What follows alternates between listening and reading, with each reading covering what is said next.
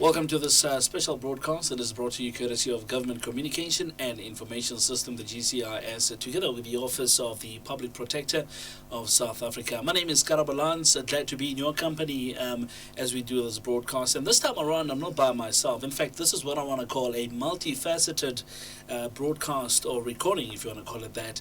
I've got colleagues of mine who we've invited in the studio to come and join me as we're going to be interviewing somebody that we're pretty excited to have in the studio, and I'm going to be telling you who that person is. But let me introduce first my colleagues in the studio, and to start with, sitting with me is Mr. Chris Batembu, and he's the guy at SA News. Good morning to you, Chris. Morning, Krabo. Thank you so much. There we go, Chris Batembu there from SA News, and we've got Albert Pule from Vukuzenzele. Albert. Good morning, Karawa, and thank you for the invite. So there we go. Pretty excited to be welcoming for the very first time, the first time of many times to come in the future. And this is the Public Protector of South Africa, is Advocate Busisiwe Mkhwebane. Public Protector, we're so excited for your presence this morning. Welcome. Thank you, Karabo, and good morning to your listeners. There we go. So we're going to be unpacking what the Office of the Public Protector is all about, and she's going to be explaining quite a number of things that she's doing at the moment, and also the engagement that she's going to be doing. In fact, she started on Friday, and this will be happening all the way until May. So we're looking quite forward to that coming up. But maybe to kick off, Public Protector, you've spent over 3 months in the office as a Public Protector. How has it been since October the 15th last year?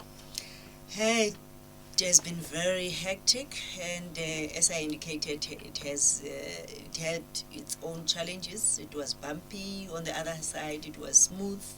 So that's what I can say. It was just a mixed bag of feelings. Yes. As you went into the office, do you think that members of the public understand the role of the Public Protector? I think so. My predecessor has the work which she has done with the team has elevated that office to another level. I mean, people are more informed about the mandate of the Public Protector. Right.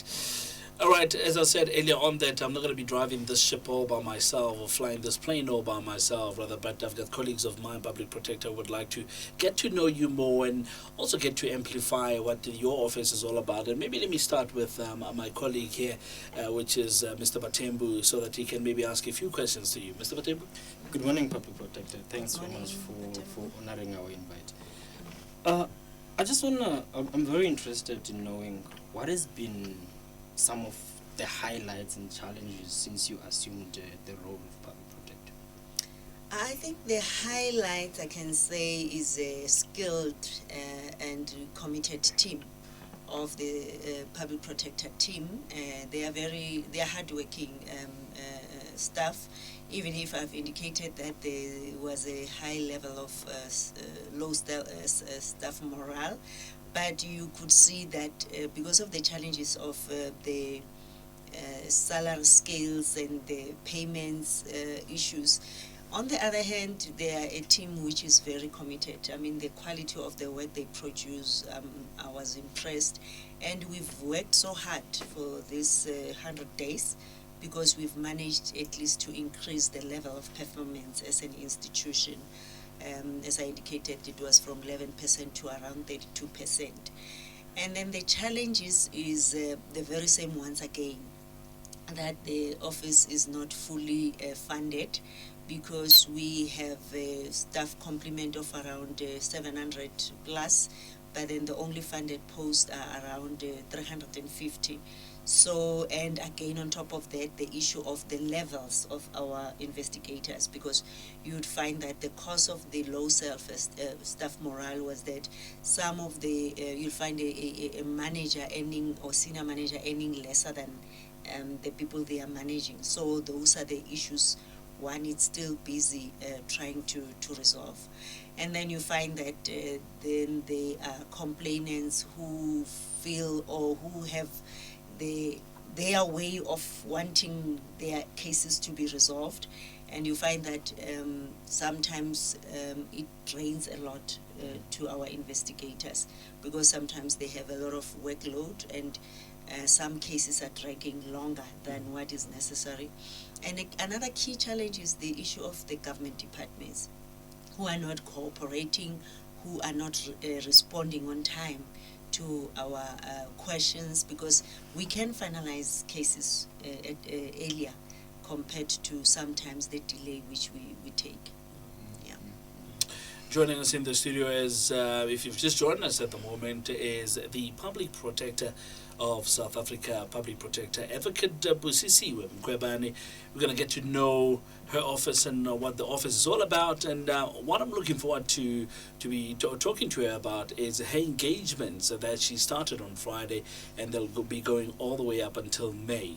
So coming up later, we're going to be talking about that. But I'm very excited also to have invited our colleagues, Mr. Albert, as well as Mr. Chris Batembu in the studio, who are also going to be chatting to the Public Protector. In fact, talking about Albert, he's got a few questions, PP, that he would like to ask you. Albert? Thank you, Karabo, and good morning, PP. You are not entirely new to the Office of the Public Protector. You've worked as a senior investigator, and then you've headed the Gauteng office as well. When you were doing those jobs, did you see yourself leading this institution when you were an investigator? I never had that in mind. I must be honest, I was seeing myself at that level. In fact, being the head of the Gauteng office, in fact in Johannesburg, because I established that office. But I never had that in mind, that one day I'll be the head of this particular institution.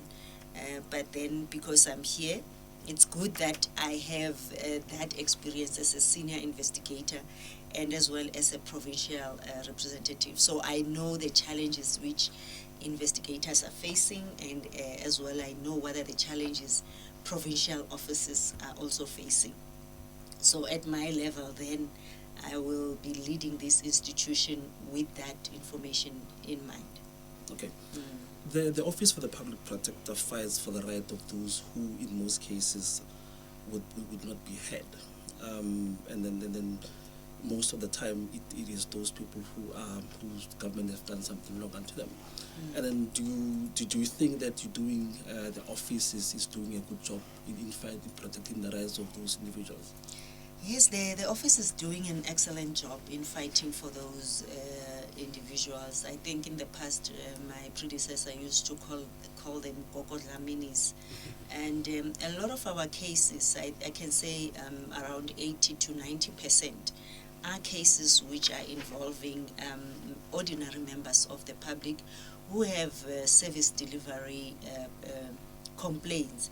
And I think we can assist a lot to strengthen the constitutional democracy as an institution, because that's where we receive those complaints, and that's where we make remedial actions to the very same state institutions like your municipalities, government departments, state organs, so that they can better service the people at the grassroots. And I think, as I've indicated, that is one of my key focus as well, to say, let's go deeper into rural areas where people can be empowered to be able to also stand up for their rights and exercise their rights.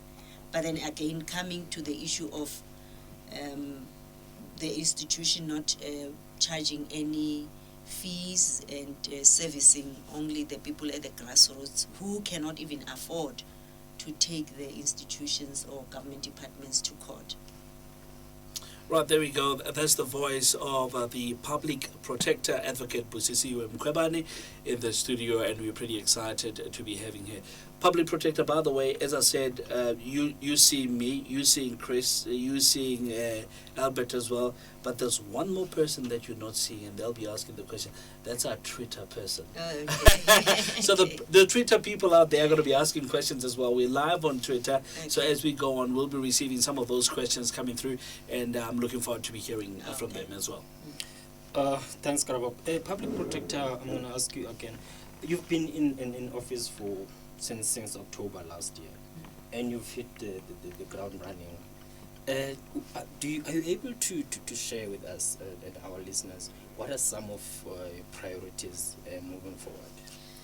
In terms of the Public Protector mandate, which is to investigate maladministration, abuse of power in state affairs, undue delay in processing whatever applications or in processing service delivery issues or issues of corruption, because our mandate is so broad, it cuts across all state institutions, and we are priority cases.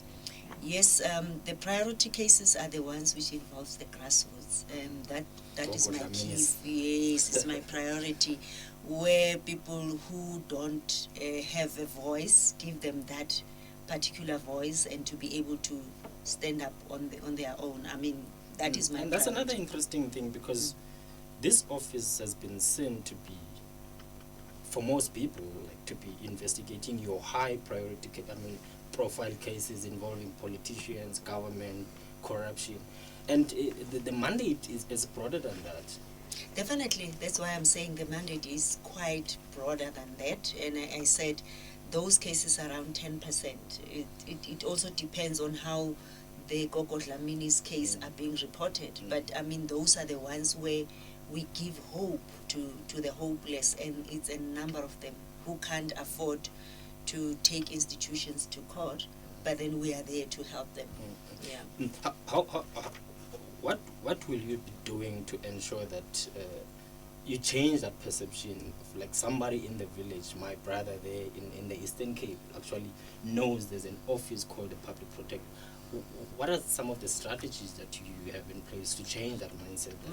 One of my strategies is this one today, being sitting here, using this platform, because this platform is very accessible to all South Africans across. And I said to my office, besides the issue of engaging with the Department of Justice to utilize magistrates' courts for accessibility, but then again using people's languages, using community radios, using SABC radios, and speak to people. The issue of access is not about only infrastructure, but it's also about speaking to people in their own language, so that people can understand what our office is all about, educate them and empower them. Yeah. Right. Talking about access, Public Protector, we've got a question here that's coming from Sipho Mkhwebane via our Twitter. And Sipho wants to find out exactly where can he lodge complaints in the Vereeniging area. In the Vereeniging area, we do have an office. In fact, it falls under Northwest, and in fact, not Northwest. It falls under Gauteng. They can go to our Johannesburg office. The office is based in Bramfontein, and Sipho, again, being possibly a person who will also be using social media. We do have or even emails. You can lodge a complaint using our website. You can also send us an email. We've got registration too at pprotect.org. So you can lodge your complaint there as well. And what is important again, Sipho, is that we encouraging you to engage the said State Department. And when you don't get any feedback or assistance, then approach the Public Protector. So that's why we are encouraging people to stand up for their rights. Yeah. Public Protector, I think a lot of people have got different views of who you are. And maybe some are wrong, maybe some are right, but I think this is a good opportunity for you to respond to that and for people to get to know you better. We've got a question again coming from Twitter, Rishka Holding. They're wanting to find out, it's a question that I've heard quite a number of times, people saying, is the Public Protector a spy? Want to respond to that? I have said it several times that I was not a spy. I think the main thing is that I was working in China as an immigration counselor. I was deployed by the Department of Home Affairs, serving my country there, compromising my safety, my life, my health to serve my country. So I'm not a spy, and I've indicated that that matter will take it up legally. Right, Albert? with a smile in a Le- blue suit. You see a public protector, you can look at us, we can see we're Yes, boys. We've got a man here with a suit. In fact, we are all wearing blue. Yeah. Blue is the theme. Yeah. Let us fast forward 7 years from now. You'll be leaving the office. And when you leave the office, what legacy would you like to leave behind you when your term expires? You know, the issue of legacy, I would want to leave each and every South African to be a public protector. Wow. That's my legacy. Wow. Where each and every person will be empowered, will be able to engage government departments on their rights, require service, be able to deal with this matter. So the public protector, yes, will be there to deal with those complicated or cases where there is no response, but then each and every South African to be a public protector. Earlier on, you spoke about the remedial actions of the office. Now, the question that I have in my mind is that what mechanisms do you have to ensure that the remedial actions suggested by your office are implemented, particularly in those cases where you found against a particular government department? What do you have in place to ensure that if you say to a municipality, do this to this particular individual, the municipality will do what you suggest to do this that? Because your remedial actions are binding, as we found out in the judgment of the Constitutional Court. Yes, thanks for that question, Albert. What we have now, we have the compliance section, which we are busy capacitating.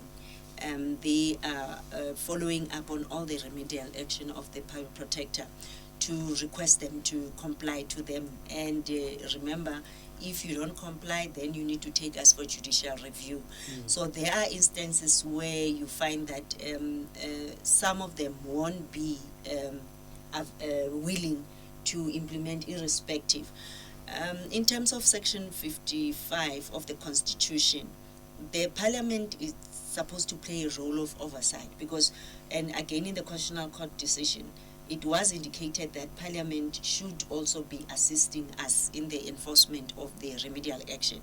Our last resort is to take those institutions to court, for the court to oblige them to implement our remedial action. But we haven't reached that stage yet. It's a multifaceted engagement that we're having here today. Coming from SA News is Mr. Chris Patembu, and he's joining us in the studio, as well as Mr. Albert Pule from Vukuzenzele, which is our publication right here at GCIS, and of course yours truly, myself, Karabalans, glad to be with you. And we've got the public protector in the studio, Adv Busisiwe Mkhwebane. Maybe from myself, Advocate, as I'm hearing you talk, one of the biggest questions that are coming to my mind is one of stakeholders.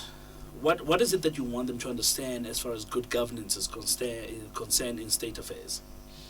Stakeholders needs to understand that we need to comply to our mandate. Let's say, being a government department, being a state institution, you have your mandate to deliver services.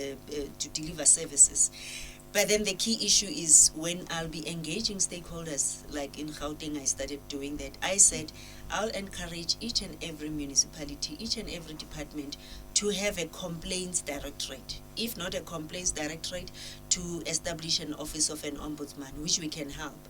I mean, look at the health ombudsman we've assisted to establish, Johannesburg municipality, Metro ombudsman we assisted. So where people can lodge their complaint within that government department before escalating it to us. And I even indicated that that's the main reason which caused people to be agitated. You know, you have service delivery protests, you've got issues like that, people taking the law into their own hands because there's no response. Or government departments are not responsive. So when I engage stakeholders, that's where I'll be requesting them to cooperate on to handle these matters before they can go out of hand. She'll be coming in your area soon, so look out for that. We're going to be giving you the dates and the venues as to where the public protector is going to be coming. So look out for that, and we're going to be telling you about that pretty soon. Thanks, Karabo. Public protector, if you can tell us from the top of your head, if you've got those statistics, how many cases were lodged in your office in the past financial year, and how many were completed, and how many you still want to complete from the previous financial year? Are you able to give us Not the previous financial year. I can give you the statistics which I have for the past 100 days in office. I would say that we've received around 7,556 applications, and out of that, we've managed to finalize 2,083 applications, and the others we're still processing them. And again, you find that some of the cases are cases which do not fall within our jurisdiction. So some cases you find that we refer them to the correct institutions. Some cases you'll find that are matters which we can resolve earlier, just picking up the phone, resolving the matter for that particular individual. So 90% of them, we will be finishing them, I think, within the next 3 to 9 months, because most of them are those early resolution matters. The issue of budget, just as a follow-up, the issue of budget, there's been, like, even your predecessor has been complaining about budget. How difficult does it make it for you to do your job to the best of your ability? I think that the key issue of budget, which the state needs to fund us on, is this one of funding those unfunded posts. So if you have an institution which is serving 55 million South Africans, and you only have 359, I mean, you understand, how would you be able to be efficient in your services? And our mandate is we investigate and you delay. How do we then, because we need to walk the talk, how do we make sure that we finalize cases on time if we only have half the capacity of the numbers of people? And I must say that the issue of government funding, because you cannot, the donor funds, I think possibly one will ask, the donor fund will never fund your compensation of employees. It only funds technical training, but not compensation of employees. Therefore, government should fund this institution. Are you engaged in them on this issue? Yes, we have. Remember when I presented the annual performance report, we requested additional funding, and we've indicated how much we need. We engage in National Treasury, but again, understanding that the fiscus is depleted, all government departments, but we are saying let's find a middle ground on how we can be properly funded. Coming up pretty soon, we're going to be finding out exactly where the public protector is going to be going, so stay tuned. We're going to tell you all about that one day. But hashtag Ask Public Protector, that's where the questions are coming from. And we've got a question from Adv Mkhwebane, and he's asking if the public protector will be investigating one of the most spoken about cases at the moment, which is the case of the people who passed on, unfortunately, at the Life Esidimeni public protector. That matter, it's one of the ombudsman which we've assisted to create, and it was dealt with by the experts in the field. So if there are any recommendations which have an impact or which will fall within our jurisdiction, definitely we will investigate them, because for now we're still monitoring what are the situations. If there are cases or there are recommendations which we need to investigate, then we'll deal with them. Another question coming from hashtag Ask a Public Protector is a question from Tsepi, so if I'm not mistaken, and they're asking, when is the ABSA report going to be completed? Tsepi, so we're receiving responses from the affected institutions by the 28th of February, and we'll give ourselves time to be thorough in this investigation. So I wouldn't give an exact date, but I think soon we will be issuing the report, the final report. Okay. Can I take you back to what you said earlier about the your stakeholder engagements with the different communities. What happens to the complaints raised at these events? You were in Johannesburg last week, and I believe that people might have lodged complaints about certain institutions. What happens to those complaints that are raised by people at the events that you attend? That is one element, because when we were planning for this event, the team was indicating that sometimes you would find that we don't keep records of those complaints, but this time we did things differently, because all the people who were asking questions and having complaints, we had a team of our investigators who were sitting there, taking complaints, completing the forms. So what we will be doing then, we will be capturing those complaints, and then we will be issuing them acknowledgement letters, and then those we will be able to investigate further. We'll give them feedback, because we were saying people must give all their details, their telephone numbers. So on that one, we will definitely be investigating. And then we will also find time, if time allows, to go back to the community to give feedback on the cases. Let's say we've finalized those cases, then go back to them and issue those findings if we've got formal reports. Based on I know it might still be early for you to have an idea, but based on the turnout in Johannesburg, would you say people are coming to these events? Would you say people are interested in getting to know the work that you do, and then use your office to deal with the complaints that they might have against government? I think in Ratanda, for instance, the attendance was extremely well.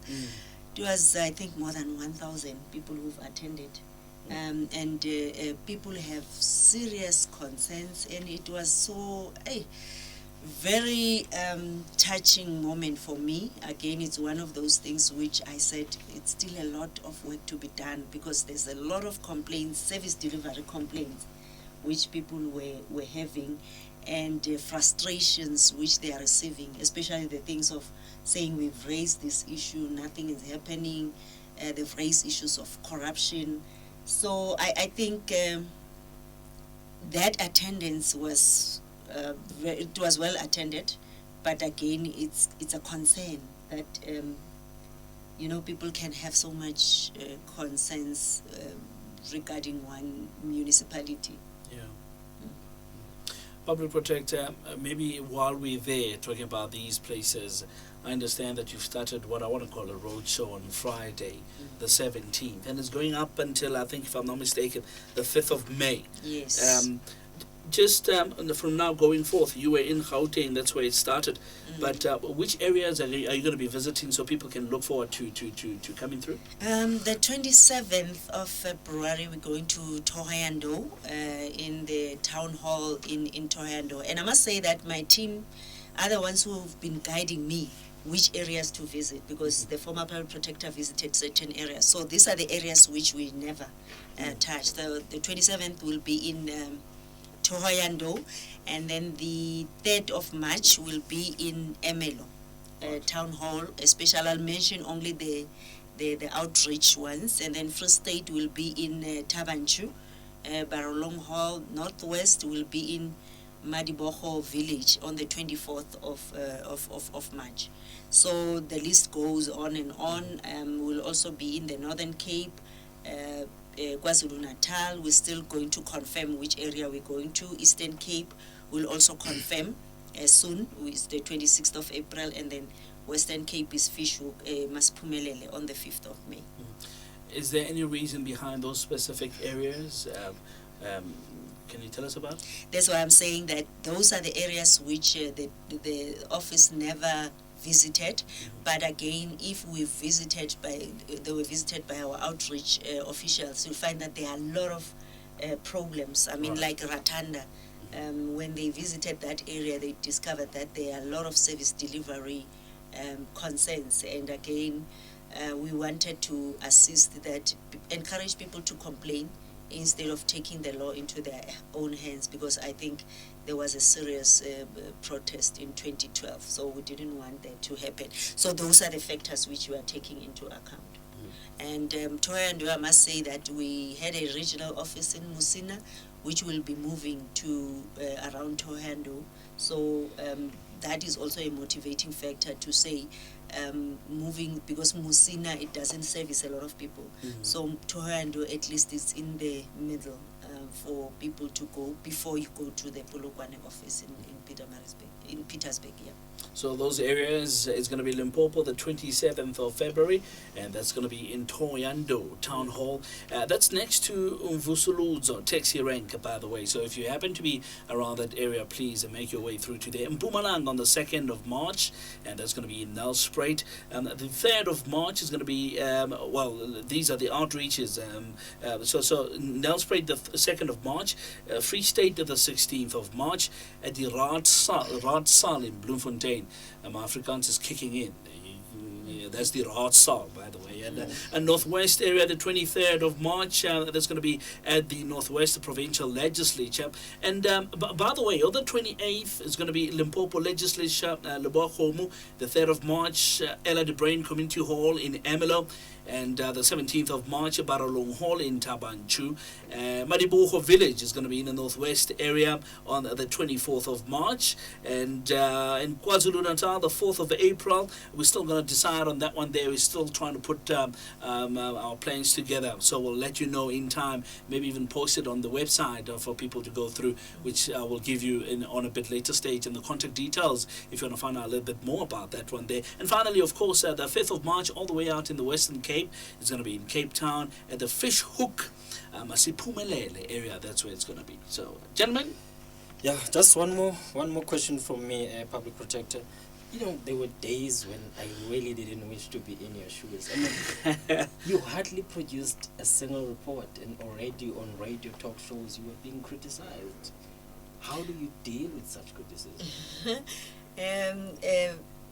Yeah, that is true. When you're saying people were criticizing me and not about our mandate or about our investigations, but I think it's the democracy which we voted. I think people have a right to raise their concerns.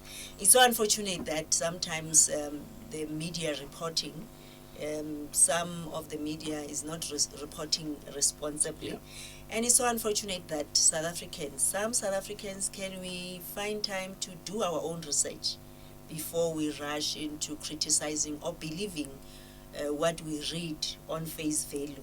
So I think that's what I would say. For me, I just told myself, it's so unfortunate that people don't know me. Yeah. And I'm glad now I can speak to South Africans directly.